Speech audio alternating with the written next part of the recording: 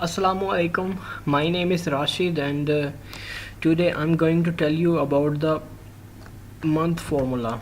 Okay, this is the formula of today.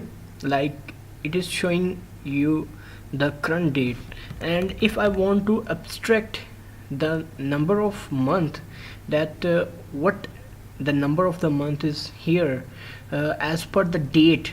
Okay, if I want to abstract the month, so for this purpose I will use the formula of month is equal to MONT, month, parenthesis open, select that cell, parenthesis close, and enter, and it is showing this is the month of April. So this is the way by which you can use the month formula. And this is all for this tutorial. And one more thing, that is, you just need to subscribe my channel www.youtube.com/c/my etutorial and www.facebook.com/my etutorial. Okay, this is my Facebook page. For more information, you just need to subscribe these both social links. So thank you so much for your time. See you in the next one. Thank you.